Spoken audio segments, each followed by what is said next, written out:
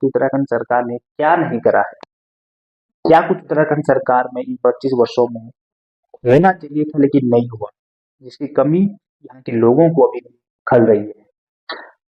दोस्तों, मेरे समझ में सबसे जो बड़ी कमी है वो है स्वास्थ्य की। उत्तराखंड के पहाड़ी इलाकों में आज भी स्वास्थ्य सुविधाएं दुरुस्त हैं। बहुत ऐसे गांव हैं या बहुत ऐसे क्षेत्र है उत्तराखंड के जहाँ पर स्वास्थ्य सुविधा की कोई व्यवस्था नहीं है। मैं जिस क्षेत्र से बिलोंग करता हूँ, नैनबाग जौनपुर से, तो नैनबाग जो मार्केट है वो लगभग 60 गांव का मार्केट है।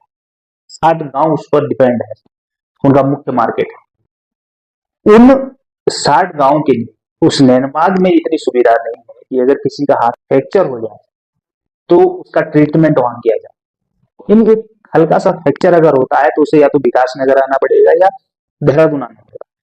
तो ये स्थिति उत्तराखंड के स्वास्थ्य विभाग की है, या स्वास्थ्य का जो सिस्टम, ये हेल्थ जो सिस्टम है उसकी कंडीशन उत्तराखंड में अभी भी है। तो इसके ऊपर कहीं ना कहीं सरकार को ध्यान देना चाहिए। दूसरा है पलायन की जो बात करती है सरकारें बार बार। देखिए, उसका सबसे बड़ा कारण क्या है कि राज्य में अपने प्रदेश के युवाओं को स्थायी रोजगार नहीं है। अगर राज्य में अगर हमें अपने स्टेट में स्थायी रोजगार मिल जाता है तो क्यों हम लोग बाहर जाएं?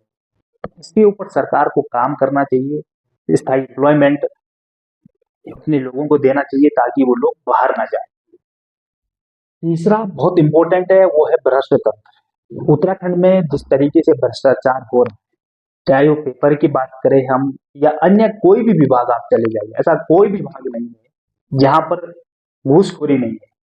इसके ऊपर नियंत्रण करना बहुत जरूरी है, क्योंकि उत्तराखंड के लोगों का विश्वास उठ गया है ऐसे प्रशासन से। चौथा है पहाड़ों को संरक्षण करना, क्योंकि अगर पहाड़ जिंदा है तो पहाड़ी जिंदा है। मैंने एक वीडियो भी बनाई थी जिसमें मैंने कहा था कि वनों का कटान हो रहा है, पहाड़ों को तोड़ा जा रहा है, जिसका मुख्य कारण आपदा है।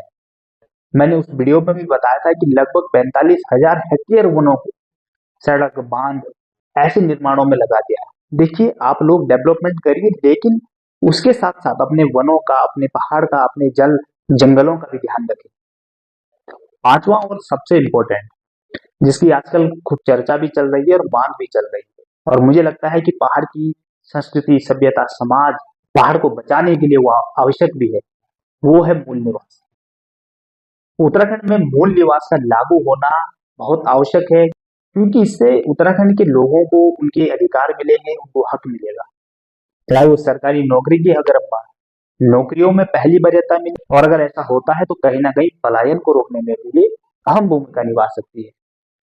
तो दोस्तों, आप लोग अपनी राय दें कि क्या कुछ उत्तराखंड में अब होना चाहिए, या उत्तराखंड सरकारों को सबसे पहले इन क्षेत्रों में काम करना चाहिए।